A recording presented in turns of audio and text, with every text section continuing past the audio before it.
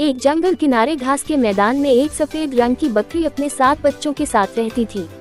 उनका एक छोटा सा घर था जिसमें वे सब बड़े प्यार से रहते थे। बकरी अपने बच्चों के खाने पीने की व्यवस्था करती और सातों बच्चे जंगल में खेलते, नाचते गाते, उछल कूद मचाते। उनके दिन बड़ी खुशी से गुजर रहे थे। एक दिन बकरी ने देखा कि जंगल से खतरनाक काला भेड़िया वहां आ गया है और उसके बच्चों को खाने की फिराक में है। तब से उसने अपने बच्चों का घर से बाहर निकलना बंद करवा दिया।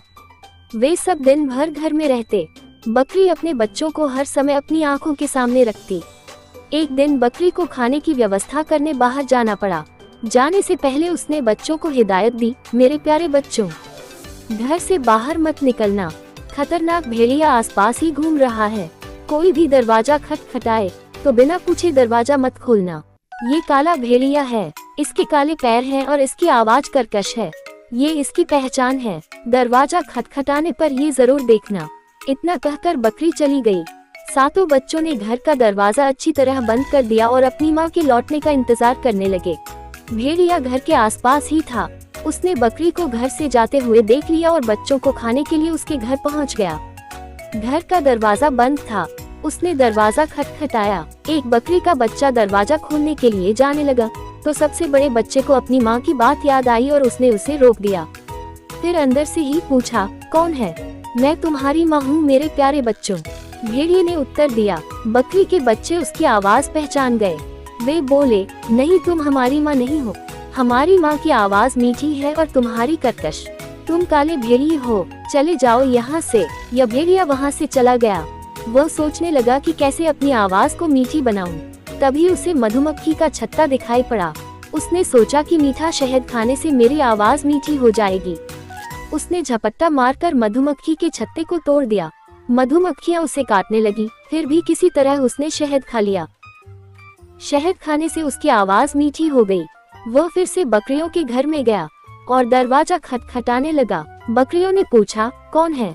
भेड़िया मीठी आवाज में बोला, मैं तुम्हारी माँ हूँ प्यारे बच्चों, दरवाजा खोलो। सबसे बड़े बकरी के बच्चे ने दरवाजे के नीचे से देखा तो उसे काले पैर दिखाई पड़े। वह समझ गई कि वह भेड़िया है। वह बोली, तुम हमारी माँ नहीं, दुष्ट भेड़िए हो। हमारी माँ के पैर सफेद हैं और तुम्हारे काले। भागो यहाँ से। भेड़िया वहाँ से चला गया और इस बार खुद पर आटा उड़ेल कर आया। आटे के कारण वह सफेद हो गया था। उसने घर का दरवाजा खटखटाया और बोला, मेरे प्यारे बच्चों, दरवाजा खोलो। देखो तुम्हारी माँ तुम्हारे लिए क्या क्या लाई है। उसकी मीठी आवाज सुनने के बाद बकरियों ने दरवाजे के नीचे से उसके पैर देखे जो आटे के कारण सफेद हो गए थे। लगता गई हमारी माँ आ गई।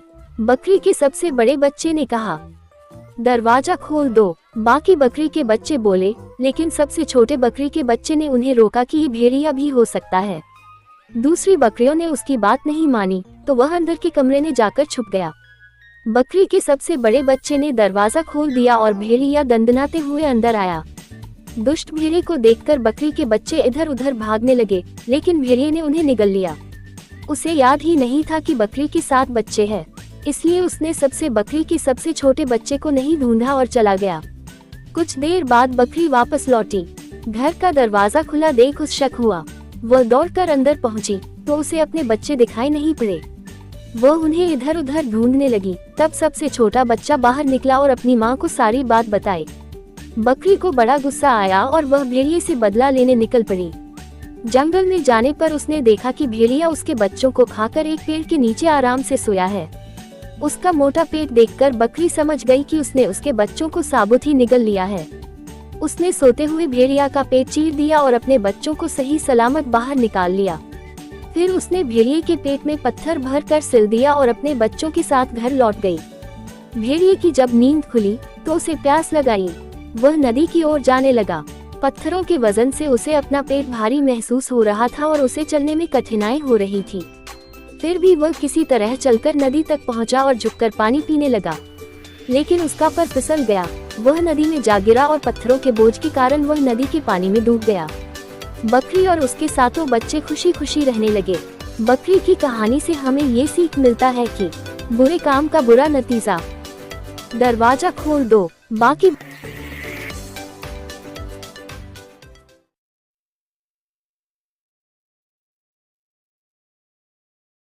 एक जंगल में एक जिराफ रहता था। वह जंगल में सबसे ऊंचा जानवर था। उसकी गर्दन बहुत लंबी थी, जिसके कारण वह ऊंचे ऊंचे पेड़ों की पत्तियां खा सकता था। उसे अपनी ऊंचाई और लंबी गर्दन पर बड़ा घमंड था। जब भी वो मैदानों की घास चरते जानवरों को देखता तो उनका मजाक उड़ाता और उन पर हंसता था। एक दिन जंगल में 3 जंगली भैंसें भोजन की तलाश में घूम रहे थे। घूमते घूमते वे उस स्थान पर पहुँचे जहाँ जिराफ एक ऊंचे पेड़ के पत्ते खा रहा था। उनका मन भी पेड़ के पत्ते खाने का हुआ, लेकिन उनकी ऊंचाई जिराफ जैसी नहीं थी, न ही उनकी गर्दन लंबी थी। इसलिए वे जिराफ के पास जाकर बोले, जिराफ भाई, थोड़े पत्ते हमें भी दे दो, हम भी जरा इन पत्तों को चख कर देखें। घमंडी जिराफ उन्हें दुत्कारते हुए बोला, तुम्हें पेड़ के पत्ते खाने हैं तो खुद तोड़ लो, मैं तुम्हारा नौकर नहीं हूँ जो तुम्हें पेड़ से पत्ते तोड़ तोड़ कर खिलाऊं। जिराफ की बात सुनकर जंगली भैंसों को बड़ा बुरा लगा। वे जिराफ से बोले, हम तो तुमसे निवेदन कर रहे थे, जंगल के जानवरों को मिलजुल कर रहना चाहिए और एक दूसरे की मदद करनी चाहिए। ज्ञान मत बाघारो, चलो भागो यहाँ से। जिराफ ने गुस्से में कहा और पेड़ के पत्ते खाने लगा। तीनों जंगली भैंसे नीचे मैदान की घास चरने लगे। तभी अचानक वहाँ एक शेर आ गया। वह दिन भर से भूखा था और बड़े शिकार की तलाश में था। उसने जब जिराफ को देखा तो सोचा, आज इस जिराफ का ही शिकार करूंगा और पेट भरकर इसका मांस खाऊंगा। वह जिराफ की तरफ बढ़ने लगा। पास की घास चर रही जंगली भैंसों ने जब शेर को देखा तो भागकर एक गुफा में छुप गए। पेड़ के पत्ते खाते जिराफ का ध्यान शेर की तरफ नहीं था। जब शेर जिराफ के पास पहुंचा और जोर से दहाड़ा, तब जिराफ ने उसकी तरफ देखा। डर के मारे उसकी घिघी बंद गई। वह मदद की गुहार लगाने लगा। पास ही गुफा में छुपे जंगली भैंसों ने उसकी गुहार सुनी। एक भैंसा बोला, इस घमंडी जिराफ का यही अंजाम होना चाहिए। दूसरा भैंसा बोला, बिल्कुल सही, इसने हमें खाने को पत्ते नहीं दिए थे। उनकी बात सुनकर तीसरा भैंसा बोला, नहीं भाइयों, हमें उसकी सहायता करनी चाहिए। हम सब मिलजुल कर रहेंगे, तभी किसी बड़ी मुसीबत का सामना कर पाएंगे। दोनों भैंसों को तीसरे भैंसे की बात समझ में आ गई। तीनों ने जिराफ की सहायता करने का फैसला किया और गुफा से बाहर निकलकर शेर की तरफ बढ़ने लगे। शेर के पास पहुंचकर उन्होंने उसे ललकारा, हिम्मत है तो हम तीनों का सामना कर।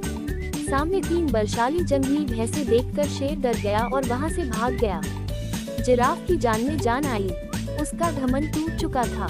वह अपने व्यवहार पर पछताने लगा और भैंसों से क्षमा मांगने लगा। भैंसों ने उसे क्षमा कर दिया। उस दिन के बाद से वे सब मिलजुल कर रहने लगे। इस कहानी से हमें ये सीख मिलती है कि 1. घमंड नहीं करना चाहिए। 2. सदा मिलजुल कर रहना चाहिए।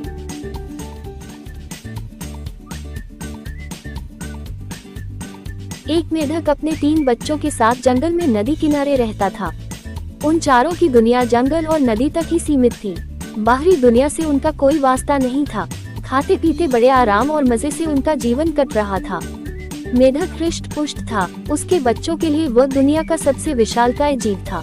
वह रोज उन्हें अपनी बहादुरी के किस्से सुनाता और उनकी प्रशंसा पाकर फूला नहीं समाता था। एक दिन मेढक के तीनों बच्चे घूमते घूमते जंगल के पास स्थित एक गांव में पहुंच गए। वहां उनकी दृष्टि एक खेत में चरते हुए बैल पर पड़ी। इतना विशालकाय जीव उन्होंने पहले कभी नहीं देखा था। वे कुछ डरे, किंतु उसकी विशाल काया को देखते रहे। तभी बैल कॉक्स ने हुंकार भरी और मेढक के तीनों बच्चे डर के मारे उल्टे पांव भागते हुए अपने घर आ गए। बच्चों को डरा हुआ देखकर जब मेढक ने कारण पूछा तो उन्होंने विस्तार पूर्वक बैल के बारे में बता दिया। इतना बड़ा जीव हमने आज से पहले कभी नहीं देखा। हमें लगता है दुनिया का सबसे विशालकाय जीव आप नहीं, वह है। अपने बच्चों की बात सुनकर मेढक को बुरा लगा। उसने पूछा, वह जीव दिखने में कैसा था? उसके 4 बड़े बड़े पैर थे, एक लंबी सी पूंछ थी, 2 नुकीले सींग थे। शरीर तो इतना बड़ा कि आपका शरीर उसके सामने कुछ भी नहीं। बच्चे बोले। ये सुनकर मेढक के अहंकार को जबरदस्त ठेस पहुंची। उसने जोर के सांस खींची और हवा भरकर अपना शरीर फुला लिया। फिर बच्चों से पूछा, क्या वह इतना बड़ा था? नहीं, इससे बहुत बड़ा। बच्चे बोले। मेढक ने थोड़ी और हवा भरकर अपना शरीर और फुलाया। क्या इतना बड़ा? नहीं नहीं, और बड़ा। मेढक ने जंगल के बाहर कभी कदम ही नहीं रखा था। उसे बैल के आकार का अनुमान ही नहीं था, किंतु उसने मानो जिद पकड़ ली थी कि अपने बच्चों के सामने स्वयं को नीचा नहीं दिखाना है। वह जोर से सांस खींचकर ढेर सारी हवा अपने शरीर में भरने लगा। उसका छोटा सा शरीर गेंद के समान गोल हो गया, किंतु इतने पर भी वह नहीं रुका। उसका शरीर में हवा भरना जारी रहा। उसने इतनी सारी हवा अपने शरीर में भर ली कि उसका शरीर वो संभाल नहीं पाया और फट गया। अपने अहंकार में मेढक के प्राण पखेरु उड़ गए। सीख, इस कहानी से हमें ये सीख मिलती है कि अहंकार पतन का कारण है।